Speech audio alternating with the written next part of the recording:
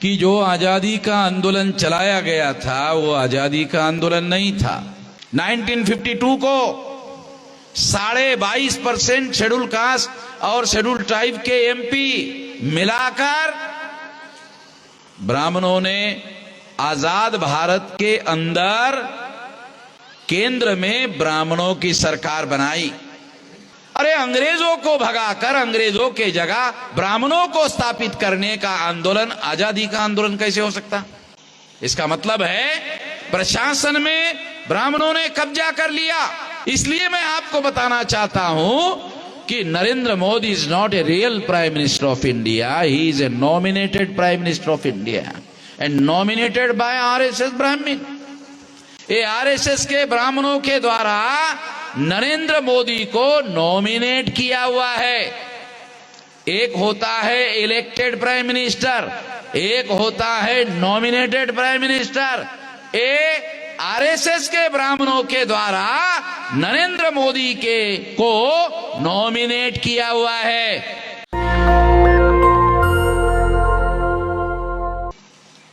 गुजरात परिवर्तन के लिए ये गुजरात में गुजरात परिवर्तन यात्रा निकाली गई थी। आज बहुजन मुक्ति पार्टी के द्वारा ये समापन कार्यक्रम आज यहाँ हो रहा है, यानी इस कार्यक्रम का समापन हो रहा है। ये आखिरी कार्यक्रम है। उसके बाद कुछ दिन के बाद गुजरात में चुनाव घोषित हो सकते हैं।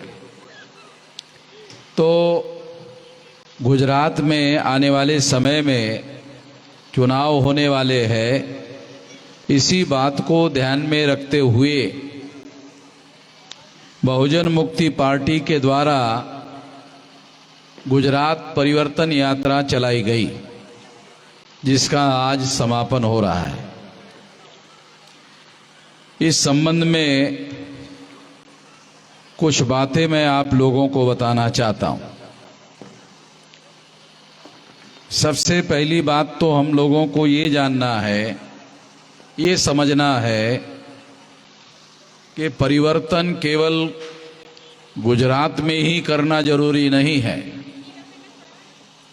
परिवर्तन जो है केवल मात्र गुजरात में ही करना जरूरी नहीं है, बल्कि सारे देश भर में परिवर्तन करना जरूरी है। पूरे देश भर में परिवर्तन करना जरूरी है। 2022 में गुजरात में चुनाव होने जा रहा है और 2024 में, जो बहुत ज़्यादा लंबा नहीं है, ज़्यादा समय अभी नहीं है, 2024 को लोकसभा का चुनाव होने जा रहा है।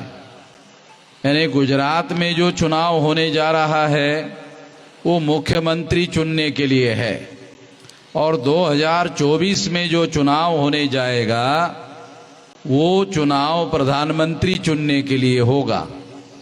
तो बहुत ज़्यादा लंबा समय नहीं है। तो गुजरात में परिवर्तन करने के साथ साथ देश में भी परिवर्तन करना जरूरी है। साथियों, इस परिवर्तन को हम लोगों को समझना होगा कि परिवर्तन करना क्यों जरूरी है। इस संबंध में मैं दो बातें आप लोगों को बताना चाहता हूं। पहली बात तो ये है कि इस देश में जो आज़ादी का आंदोलन चलाया गया था और हमें ये बताया जाता है और हमारे बच्चों को स्कूलों में पढ़ाया जाता है कि आज़ादी का आंदोलन चलाया गया था और उसके अंतर्गत 15 अगस्त 47 को हमें आज़ादी मिली थी, ऐसा हमें पढ़ाया जाता है, ऐसा हमें बताया जाता है। इसलिए ये बात मैं आप लोगों को बता रहा हूं कि जो आज़ादी का आंदोलन चलाया गया था वो आज़ादी का आंदोलन नहीं था। वो जो आंदोलन था अंग्रेजों की जगह पर ब्राह्मणों को स्थापित करने का आंदोलन था। जितने जल्दी ये बात हमारे लोगों को समझ में आएगी उतने जल्दी जो परिवर्तन की बात मैं आपको बता रहा हूं वो बात आपको समझ में आएगी। साथियों, 15 अगस्त 47 के पहले 3-4% से ज्यादा प्रशासन में ब्राह्मण नहीं थे।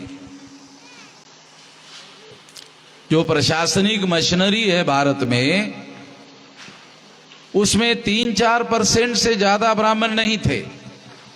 अंग्रेजों का शासन होता था, उसमें 3-4% से ज्यादा ब्राह्मण नहीं होते थे प्रशासन में। आज 79.2% ब्राह्मण और तत्सम ऊंचे जाति के लोगों का प्रशासन में कब्जा है।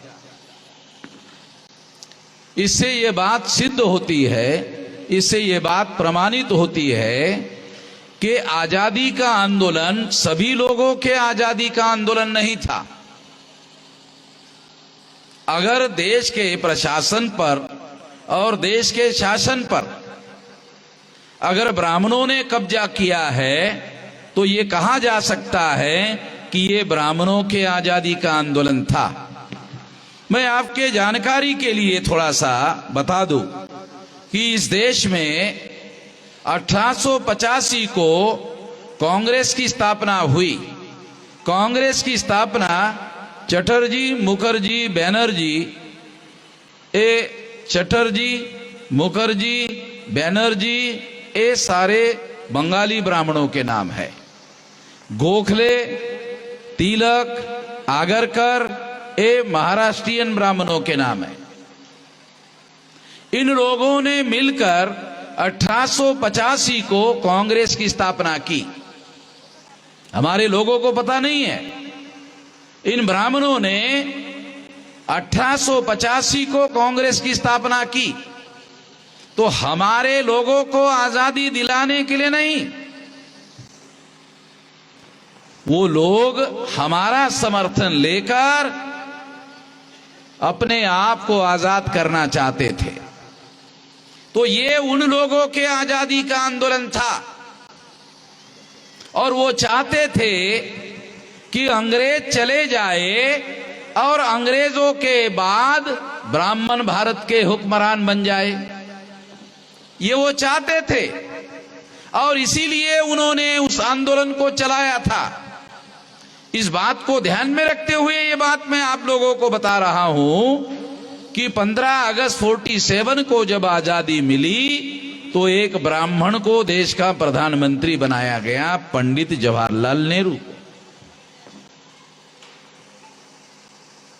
आपको जानकारी हो, आपको बात समझ में आ जाए, इसलिए मैं ये बात आपको सबूत के तौर पर पेश कर रहा हूं। यानी जो 15 अगस्त 47 के पहले अंग्रेजों का राज हुआ करता था, 15 अगस्त 47 से पंडित जवाहरलाल नेहरू जो ब्राह्मण थे, काश्मीरी ब्राह्मण थे, उनका राज शुरू हो गया। और जब संविधान 26 जनवरी 1950 को लागू हुआ और लागू होने के बाद 1952 को प्रथम लोकसभा का चुनाव घोषित हुआ, तो उस चुनाव में पंडित जवाहरलाल नेहरू ने, जो कांग्रेस के द्वारा प्रधानमंत्री भी थे और कांग्रेस के प्रेसिडेंट भी थे, जवाहरलाल नेहरू ने 60% टिकटें ब्राह्मणों को दी, जिनकी संख्या देश में 3.5% है। गुजरात में 2% से ज्यादा ब्राह्मण नहीं है। सारे देश भर में ब्राह्मणों की संख्या 3.5% है और गुजरात में 2% से ज्यादा नहीं है। तो पंडित जवाहरलाल नेहरू ने 1952 के लोकसभा के चुनाव में 3.5% ब्राह्मण जो ऑल इंडिया में है, उनको 60% टिकटें दी लोकसभा की। 47% ब्राह्मण चुनवा कर लाए। 1952 को 22.5% शेड्यूल कास्ट और शेड्यूल ट्राइब के एमपी मिलाकर ब्राह्मणों ने आजाद भारत के अंदर केंद्र में ब्राह्मणों की सरकार बनाई।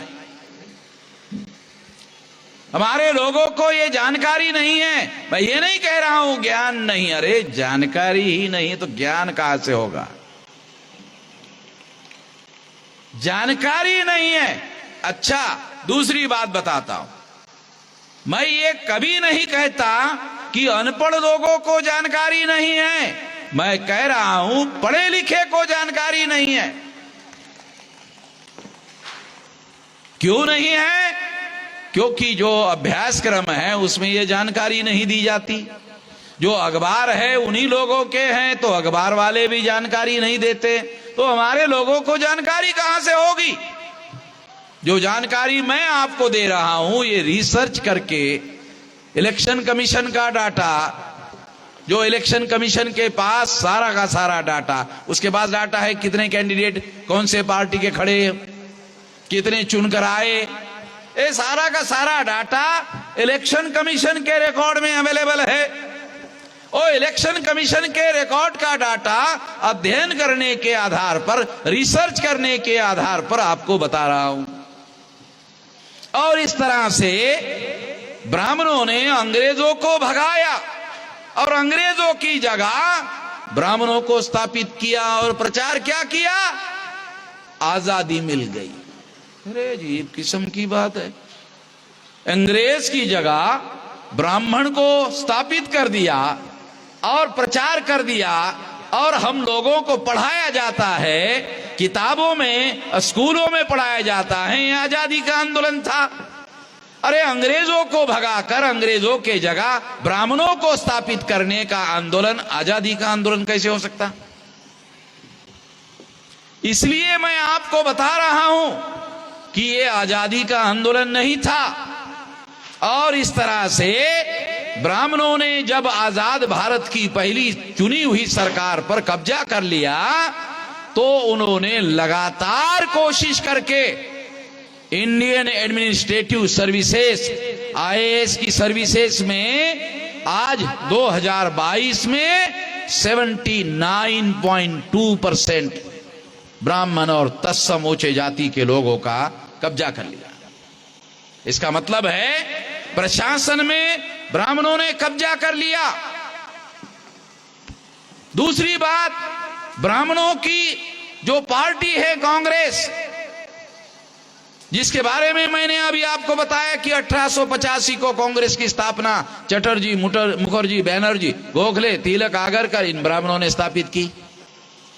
दूसरी पार्टी भारतीय जनता पार्टी। ये भारतीय जनता पार्टी का पहला नाम था जनसंघ। ये जनसंघ आरएसएस के लोगों ने स्थापित किया था। और जब ये जनसंघ जनता पार्टी में विलीन हो गया और जनता पार्टी से जब अटल बिहारी और आडवाणी बाहर आ गए, तो अटल बिहारी ने भारतीय जनता पार्टी स्थापित की। तो भारतीय जनता पार्टी का संस्थापक अध्यक्ष पंडित अटल बिहारी वाजपेयी, यानी कांग्रेस के स्थापना करने वाले ब्राह्मण, भारतीय जनता पार्टी की स्थापना करने वाले ब्राह्मण। ये भारतीय जनता पार्टी भी ब्राह्मणों की पार्टी है। कुछ लोगों को भ्रम हो सकता है कि अगर ब्राह्मणों की पार्टी है तो नरेंद्र मोदी ये पिछड़े वर्ग का आदमी देश का प्रधानमंत्री क्यों है? ये भ्रम हो सकता है। इसलिए मैं आपको बताना चाहता हूं कि Narendra Modi is not a real prime minister of India, he is a nominated prime minister of India and nominated by RSS ब्राह्मण। ये आरएसएस के ब्राह्मणों के द्वारा नरेंद्र मोदी को नॉमिनेट किया हुआ है। एक होता है इलेक्टेड प्राइम मिनिस्टर, एक होता है नॉमिनेटेड प्राइम मिनिस्टर। ये आरएसएस के ब्राह्मणों के द्वारा नरेंद्र मोदी को नॉमिनेट किया हुआ है। नॉमिनेट अंग्रेजी का शब्द है जो बाबा साहब अम्बेडकर ने 32 के राउंड टेबल कॉन्फ्रेंस में यूज किया था। उसका आपको हिंदी अर्थ बताता हूं। नॉमिनेटेड का मतलब होता है नामधारी, नामधारी। तो ये नरेंद्र मोदी जो है ये नामधारी प्रधानमंत्री है। आपको सबूत चाहिए, आपको सबूत देता हूं। नरेंद्र मोदी कहता है पिछड़े वर्ग का है, आरएसएस के लोग भी कहते हैं पिछड़े वर्ग का है, मीडिया के लोग कहते हैं पिछड़े वर्ग का है, मगर नरेंद्र मोदी ने सुप्रीम कोर्ट में हलफनामा दिया, ओबीसी की जाति आधारित गिनती नहीं करूंगा। हैरान करने वाली बात है। ओबीसी का ही प्रधानमंत्री ओबीसी के ही विरोध में फैसला कर रहा है। इसका मतलब यह है कोई भी आदमी अपने ही पैर को अगर मान लो उदाहरण देता हूं, मैं कई जगह उदाहरण दिया, आपको भी बताता हूं। एक गधे से गधे आदमी को चुन लो, गधे से गधा, ऐसा होता नहीं है मगर चुन लो, अधूमों के लिए प्रयोग के लिए बताओ। गधे से गधे आदमी को चुन लो और चुनने के बाद उसके हाथ में कुल्हाड़ी दो, ये लो गधा महाराज, ये लो कुल्हाड़ी लो, और लेने के बाद उसको कहो गधा महाराज ये कुल्हाड़ी से अपना ये पैर काटो, ये पैर काटो। तो गधा महाराज क्या बोलता है? गधा जरूर हूं मगर इतना गधा नहीं हूं कि अपने हाथ से अपना पैर काटूं। गधा जरूर हूं मगर इतना गधा नहीं हूं कि अपने ही हाथ से अपना पैर काटूंगा। तो नरेंद्र मोदी अपने ही ओबीसी के जो लोग हैं वो खुद अपने को ओबीसी कहता है, ओबीसी के ही विरोध में जाति आधारित गिनती करने से मना कर देता है। मगर वही नरेंद्र मोदी क्या कहता है? जंगलों में शेरों की संख्या कम हो गई है, यानी शेरों की गिनती करता है और साउथ अफ्रीका से शेर लाकर संख्या बढ़ा देता है? गुजरात के लोगों को तो यह मालूम होना चाहिए ना, कितना महान आदमी। देखो, यानी जंगलों में शेरों की संख्या घट गई तो साउथ अफ्रीका से शेर लाया और भारत की शेरों की संख्या बढ़ा दिया। नरेंद्र मोदी अपने को कहता है कि मैं पिछड़े वर्ग का हूं, ओबीसी का हूं, ओबीसी के ही विरोध में जाति आधारित गिनती करने के लिए मना कर देता है। इसका मतलब क्या है? इसका मतलब यह है कि एक ओबीसी का आदमी अपने ही लोगों के विरोध में फैसला नहीं कर सकता। मैं भी मानता हूं फैसला नहीं कर सकता, और अगर फैसला नहीं कर सकता तो फिर किसका फैसला है? आरएसएस का फैसला है। आरएसएस के लोग नहीं चाहते हैं कि ओबीसी की जाति आधारित गिनती हो। इसका मतलब आरएसएस का फैसला है, प्रधानमंत्री नरेंद्र मोदी है, फैसला आरएसएस वाले कर रहे हैं। इससे सिद्ध होता है कि Narendra Modi is not a real prime minister of India, he is a nominated prime minister of India and nominated by RSS Brahmins. ये ब्राह्मण जो है आरएसएस के, उन्होंने नरेंद्र मोदी को नॉमिनेट किया हुआ है। और नॉमिनेट काहे के लिए किया है? नामधारी प्रधानमंत्री काहे के लिए किया है? ब्राह्मणों के 3.5% वोटों से ग्राम पंचायत का पंच चुनकर नहीं आ सकता। चुनाव हो 3.5% ब्राह्मण अगर किसी पंच को वोट दे दे तो गारंटी से हार जाएगा, 200% हार जाएगा। अरे 3.5% वोटों से कोई ग्राम पंचायत का पंच चुनकर नहीं आ सकता। अगर ग्राम पंचायत का पंच चुनकर नहीं आ सकता, देश की पंचायत का प्रधानमंत्री कैसे चुनेगा? नहीं चुना जा सकता। जो ग्राम पंचायत का पंच नहीं चुनवा सकता वो देश की प्रधानमंत्री कैसे चुनेगा? नहीं कर सकता। इसीलिए ब्राह्मण लोग जो है वो तमाम जो हमारे एससी एसटी ओबीसी के लोग हैं, शेड्यूल कास्ट की संख्या 15%, आदिवासियों की संख्या 7.5%, 15 और 7 22%, 52% ओबीसी, दोनों को मिला दो, तीनों को मिला दो, आंकड़ा होता है 74.5%। हमारे सपोर्ट के बगैर, हमारे मदद के बगैर न कांग्रेस का कैंडिडेट चुनाव जीत सकता है, न भारतीय जनता पार्टी का कैंडिडेट चुनाव जीत सकता है। हमारे लोगों को पता हमारे वोटों का वैल्यू कितना है। इस देश का प्रधानमंत्री हम लोग चुनते हैं। हमारे लोग एससी एसटी ओबीसी के लोग 74.5% है। हमारे ही वोटों से इस देश में प्रधानमंत्री चुना जाता है। हमारे ही वोटों के द्वारा, चाहे कांग्रेस की पार्टी हो चाहे बीजेपी की पार्टी हो, हमारे ही वोटों के द्वारा देश का प्रधानमंत्री चुना जाता है। मगर एससी एसटी ओबीसी के लोगों को खबर ही नहीं है कि हमारे वोटों से चुना जाता है। वोट का जो अधिकार बाबा साहब आंबेडकर ने लड़ झगड़ कर हमारे लोगों को दिया, ये हमारे लोगों को पता ही नहीं है वोट का अधिकार काहे के लिए। हमारे लोगों को वोट का अधिकार वोट देने का अधिकार मान लेते हैं। वोट का अधिकार वोट देने का अधिकार नहीं है। वोट का अधिकार एमएलए एमपी चुनने का अधिकार नहीं है। वोट का अधिकार शासक बनने का अधिकार है, शासक चुनने का अधिकार नहीं है। ये शासक बनने का अधिकार है। जिस दिन एससी एसटी ओबीसी के लोगों को ये बात समझ में आएगी कि वोट का अधिकार वोट देने का अधिकार नहीं, वोट का अधिकार एमएलए एमपी को चुनने का अधिकार नहीं, वोट का अधिकार चुनने का नहीं, शासक बनने का अधिकार है। जिस दिन हमारे लोगों को यह बात समझ में आएगी, उस दिन हमारे लोग ये फैसला करेंगे कि अब बहुत हो गया है दूसरों को चुनने का काम। अभी हम दूसरों को नहीं, अभी हम शासक बनने के लिए वोट के अधिकार का उपयोग करेंगे। ये बात हमारे लोगों को समझ में नहीं आई। 75 साल हो गए आजादी को, संविधान लागू होकर 72 साल हो गए। यानी आजादी को आजादी हासिल करके, सो कॉल्ड तथा कथित आजादी हासिल करके 75 साल, और संविधान लागू होकर 72 साल हो गए।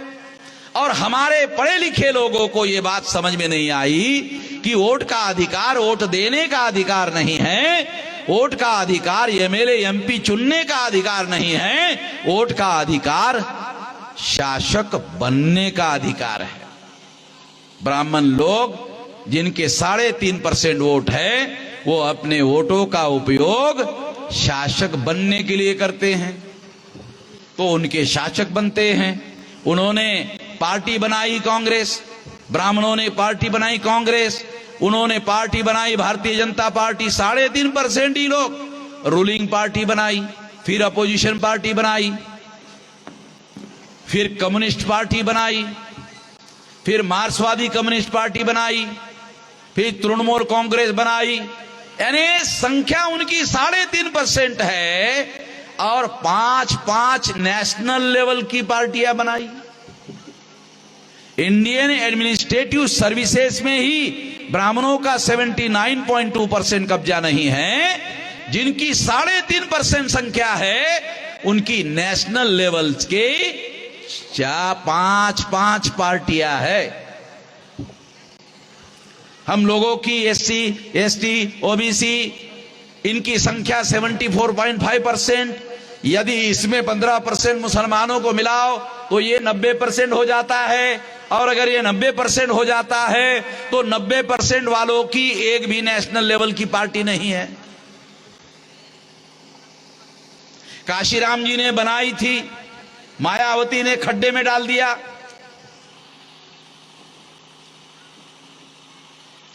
काशीराम जी ने नेशनल लेवल की पार्टी बनाई थी, मायावती ने उसे खड्डे में डाल दिया।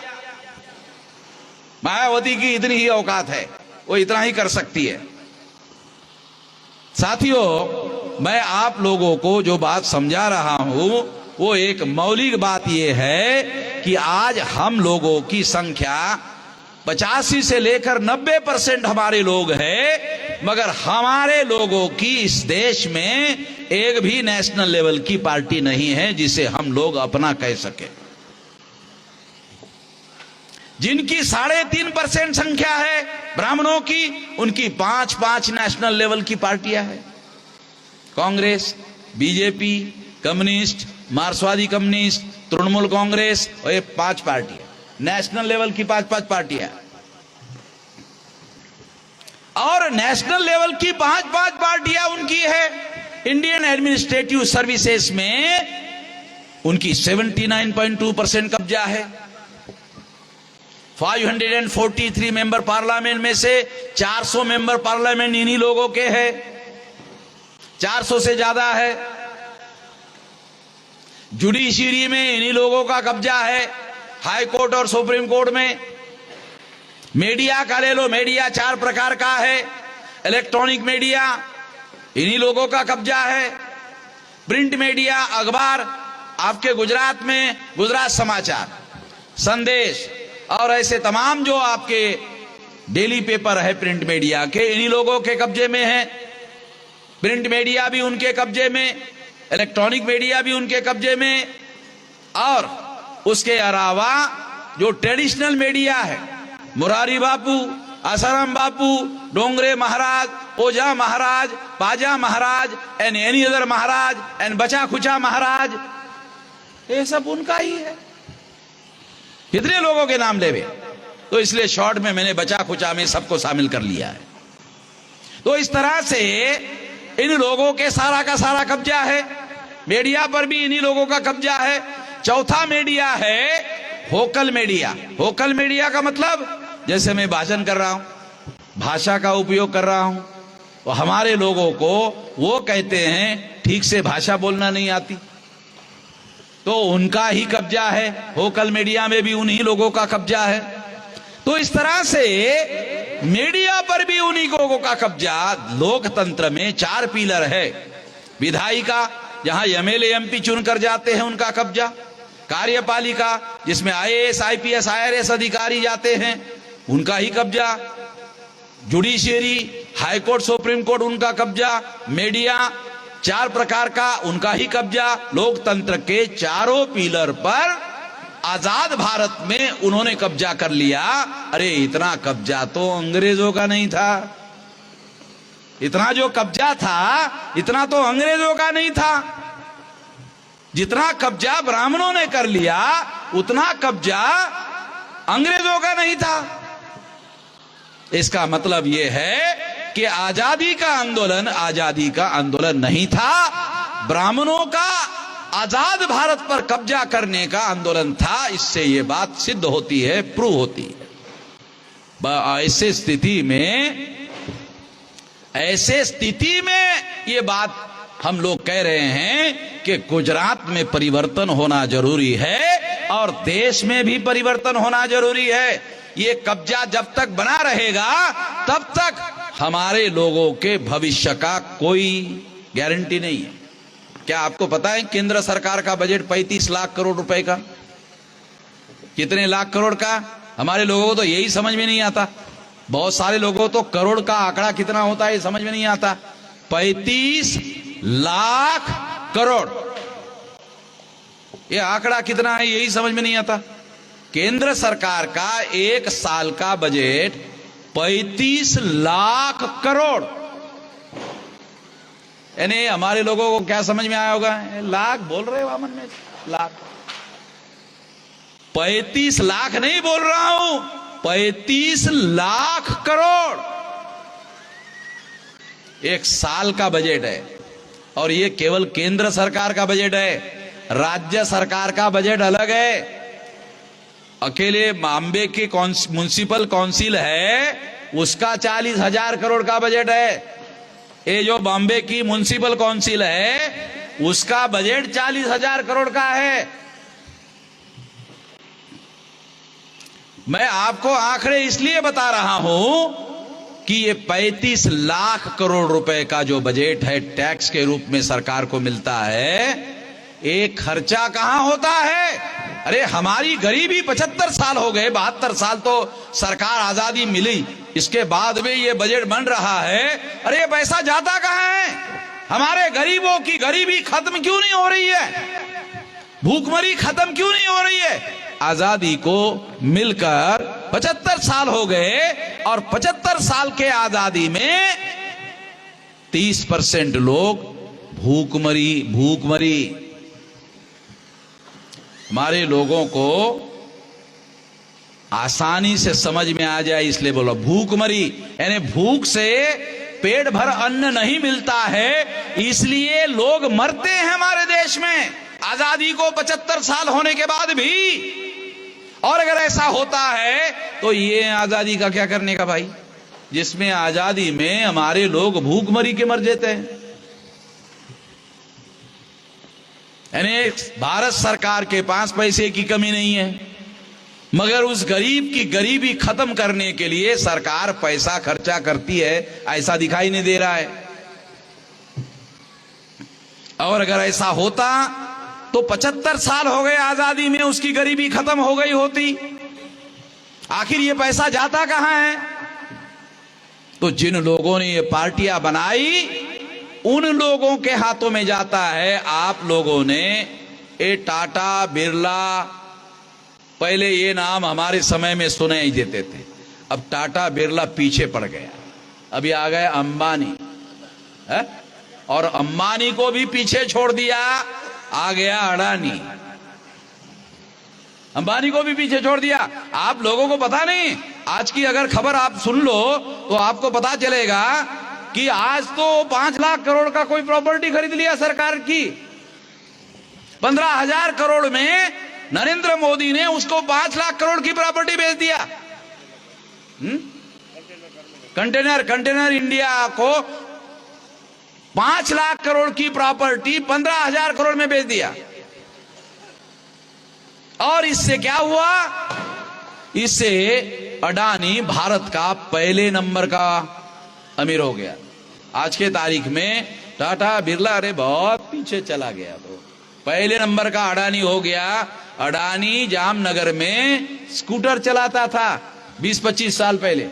स्कूटर है? कहाँ थी? अहमदाबाद में किराने की दुकान थी। और सारे देश भर में प्रचार करने के लिए जो एरोप्लेन नरेंद्र मोदी यूज करता है वो अडानी का एरोप्लेन है। आप लोगों को ना जानकारी नहीं है। नरेंद्र मोदी सारे देश भर में प्रचार करने के लिए जिस एरोप्लेन का यूज करता है वो एरोप्लेन अडानी का होता है। तो ये जो नरेंद्र मोदी प्रधानमंत्री हो गया, उसके बाद उसकी संपत्ति इतनी बढ़ गई। तो संपत्ति ऐसे थोड़ी बढ़ी, तो ये पॉलिटिकल इकोनॉमी है। ये इकोनॉमी नहीं है केवल, ये पॉलिटिकल इकोनॉमी है। ये राजनीतिक हस्तक्षेप से उसकी संपत्ति बढ़ गई है। यानी गरीब भूखमरी के लेवल पर पहुंच गया है। और अडानी जो है कहां के कहां पहुंच गया। टाटा को पीछे छोड़ दिया, अंबानी को पीछे छोड़ दिया, बिरला को पीछे छोड़ दिया। टाटा बिरला दोनों के मिलाकर जितनी प्रॉपर्टी है उससे ज्यादा अडानी की हो गई। इससे अंदाजा लगाया जा सकता है कि ये जो 35 लाख करोड़ रुपए का भारत सरकार का बजट है, ये बजट गरीबों की गरीबी खत्म करने के लिए नहीं, कमजोर लोगों को शिक्षा देने के लिए नहीं, ये सारा का सारा उद्योगपतियों के घरों में ये पैसा उनके पास कैसे जाए, इस तरह का प्लान बनाकर ये सारा का सारा सरकार चलाया जाता है। और इस तरह से इस देश में बहुत ज्यादा भयानक रूप से षड्यंत्रकारी सरकारी काम चल रहा है। सरकारें षड्यंत्र पूर्वक काम कर रही है और गरीबों को इस तरह से गरीबी से मरवाने का काम कर रही है। पहले कांग्रेस ये काम करती थी, आज भारतीय जनता पार्टी ये काम करती है। नरेंद्र मोदी एक बैकवर्ड का आदमी प्रधानमंत्री हो गया तो लोगों ने बैकवर्ड ने सोचा कि ये बैकवर्ड लोगों की बैकवर्डनेस को खत्म करने का काम करेगा, मगर नरेंद्र मोदी ने ऐसा कोई काम किया, ऐसा डाटा या ऐसा कोई आंकड़ा सिद्ध नहीं करता है। ये आंकड़ा यही सिद्ध करता है कि नरेंद्र मोदी ने तमाम उद्योगपतियों की भी संपत्ति बढ़ाने का काम नहीं किया, बल्कि एक उद्योगपति की संपत्ति बढ़ाने का काम किया। यह भी बड़ा चमत्कार का मामला है। कांग्रेस के राज में तमाम उद्योगपतियों की संपत्ति बढ़ती रही, मगर नरेंद्र मोदी के काल में एक उद्योगपति अडानी की संपत्ति बढ़ने का काम होता रहा। तो इस तरह से साथियों, इस देश में बहुत बड़े पैमाने पर हमारे लोगों के साथ धोखाधड़ी हो रही है, लगातार हो रही है।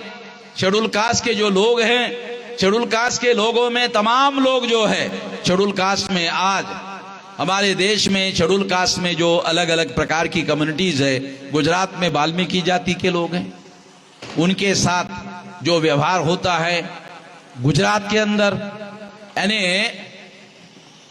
बीजेपी के लोग चाहे कांग्रेस के लोग, वो उनके साथ जो आज से 50 साल पहले 75 साल पहले उनकी जो स्थिति थी वही स्थिति उनकी आज भी है। यानी सफाई का काम करने वाली जो जातियां है, चाहे गुजरात की हो चाहे सारे देश की हो, उनके साथ जो व्यवहार आज से 75 साल पहले होता था वही हो रहा है। आज भी अस्पृश्यता का जो व्यवहार है शेड्यूल कास्ट के लोगों के साथ 75 साल पहले, आजादी के पहले होता था, वो आज भी हो रहा है। आदिवासी लोग जो जंगलों में रहते थे, उन लोगों के साथ जो व्यवहार होता था वो आदिवासियों के साथ भी आज वही व्यवहार हो रहा है। बैकवर्ड लोगों की तो गिनती करने के लिए सरकार तैयार नहीं है।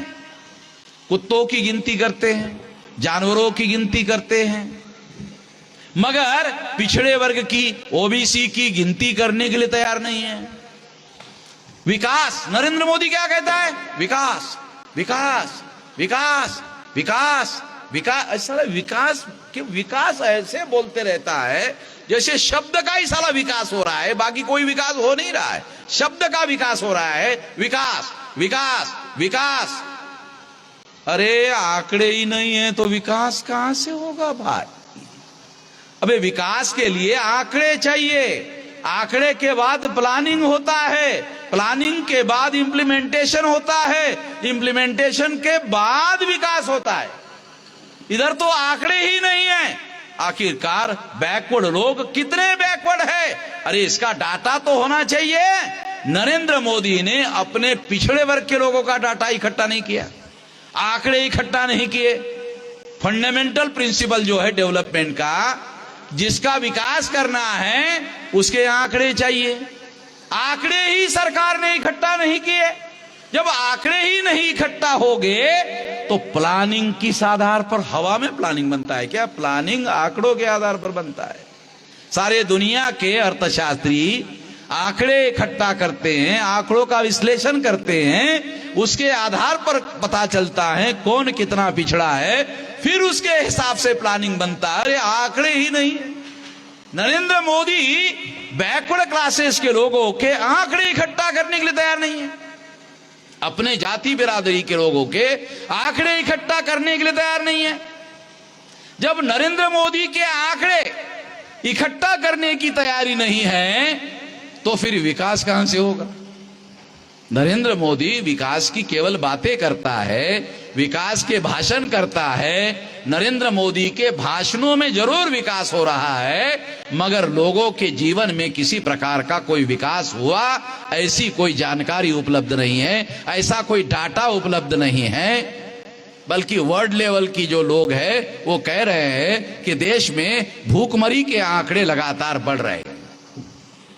तो इस तरह से साथियों इसमें बदलाव की जरूरत है, इसमें परिवर्तन की जरूरत है। इसके लिए गुजरात परिवर्तन यात्रा निकाली गई। परिवर्तन यात्रा इसलिए निकाली गई है और इसी तरह से गुजरात के साथ साथ सारे देश भर में परिवर्तन की जरूरत है। इस देश में इन लोगों का जब से ये सरकार में आए, 14 से सरकार में आए, जब से सरकार के में आए, एक ही अखबार में खबर आती, हिंदू मुस्लिम हिंदू मुस्लिम हिंदू मुस्लिम हिंदू मुस्लिम। बस इसके अलावा कोई खबर सुनने को नहीं आती है। इतना विकास हुआ, उतना हुआ, ऐसा कोई खबर ही नहीं आती। हिंदू मुस्लिम हिंदू मुस्लिम। इस बात को ध्यान में रखते हुए हमने आरएसएस के हेडक्वार्टर पर 3 लाख लोगों का नागपुर में मैं मोर्चा लेकर गया, 3 लाख लोगों का। और सारे देश भर में सारे लोगों को, आरएसएस के लोग सारे देश के लोगों को डराते हैं, सारे देश के लोग आरएसएस के नाम से डरते हैं, वो डराने का काम करते हैं और हमारे लोग एससी एसटी ओबीसी माइनॉरिटी के लोग डरते हैं। हमने 3 लाख लोगों का मोर्चा आरएसएस के हेडक्वार्टर पर नागपुर कर लेके गए और लेके जाने के बाद मोहन भागवत ने सरकार को कहा कि एक सुरक्षा के लिए जरा सिक्योरिटी एजेंसी के आदमी भेज दो, तो 150 आदमी भेज दिया। मैं लेके ही नहीं गया, उसके पहले ही 150 लोग चले गए। यानी जो दुनिया को डराने वाले लोग हैं, मैंने केवल बोला तो डर गए।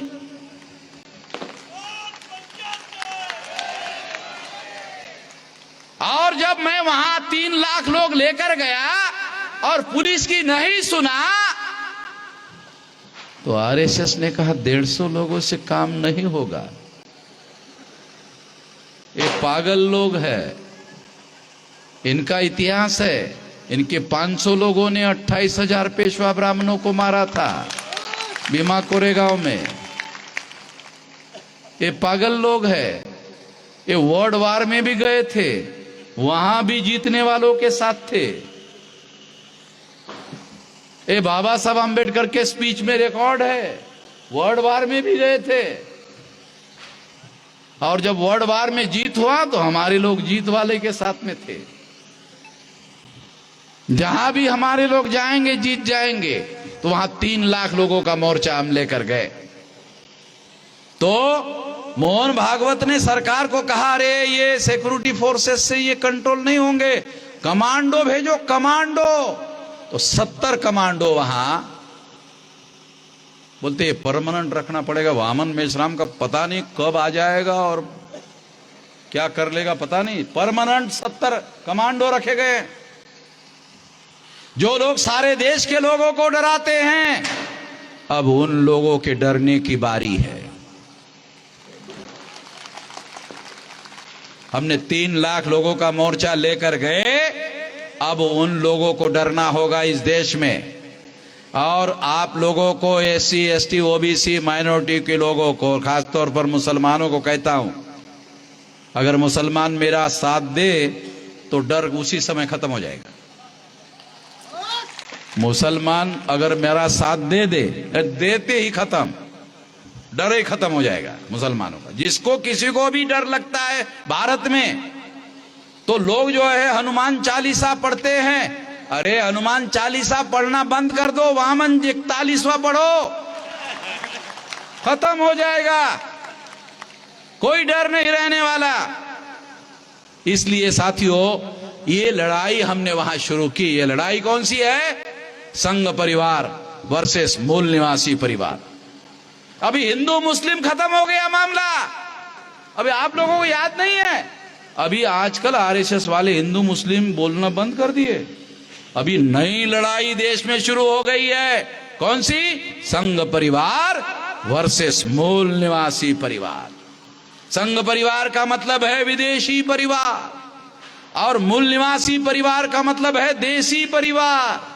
तो देसी वर्सेस विदेशी परिवार की लड़ाई शुरू हो गई है।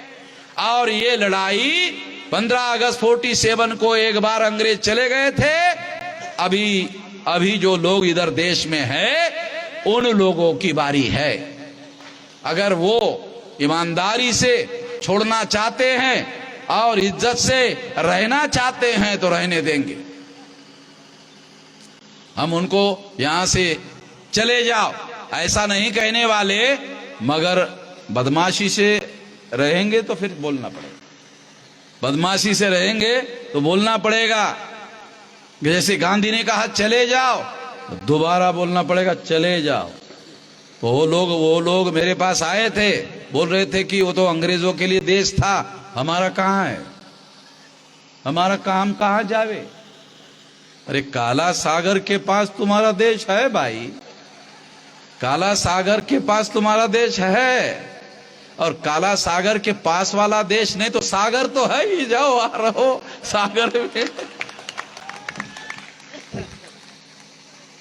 तो इसलिए साथियों, हम लोग उनको ये नहीं कह रहे कि जाओ, हम कह रहे हैं कि इधर रह सकते हो, मगर यहां संविधान के दायरे में रहकर रह सकते हो। तो तुम लोग अभी तक संविधान पर तुम्हारा यकीन है, इसका रेजोल्यूशन तक पास नहीं किया आरएसएस ने कि संविधान पर हमारा विश्वास है, ऐसा रेजोल्यूशन तक पास नहीं किया। तो तुम लोगों को किस आधार पर रहने दिया जाए, ये सवाल खड़ा होता है। तुम संविधान पर यकीन नहीं करते हो। इसलिए साथियों, आने वाले समय में जो लड़ाई शुरू हो गई है वो है संघ परिवार वर्सेस मूल निवासी परिवार। अब मामला हिंदू मुसलमान का खत्म हो गया। अब मामला हिंदू मुसलमान का खत्म हो गया। अब मामला शुरू हो गया संघ परिवार वर्सेस मूल निवासी परिवार। और ये लड़ाई आने वाले समय में हम लड़ेंगे। ये लड़ाई हम आने वाले समय में लड़ेंगे और ये लड़ाई जीतेंगे। आज नहीं तो कल, कल नहीं तो परसों, परसों नहीं तो तरसों, तरसों नहीं तो नरसों। अरे तो जीतना तय है, जीतना तय है। इसलिए जीतने के लिए तैयारी करो। चाहे चुनाव हो, चाहे लड़ाई हो, हर प्रकार की लड़ाई जीतने के लिए अपने आप तैयारी करो। अगर आप तैयारी करोगे तो यकीनन हम लोग जीतेंगे। इतना ही इस मौके पर मैं आप लोगों को कहना चाहता हूं। इस काम में आप साथ सहयोग और समर्थन करो। धन्यवाद। नेशनल दस्तक की आपसे गुजारिश है कि अगर इसको बचाना चाहते हैं तो नेशनल दस्तक को सब्सक्राइब करने के लिए रेड कलर के सब्सक्राइब बटन को दबाएं, फिर बेल आइकन की घंटी दबाएं। नेशनल दस्तक को बचाने के लिए बहुत जरूरी है कि हर खबर को शेयर करें, लाइक करें, कमेंट जरूर करें।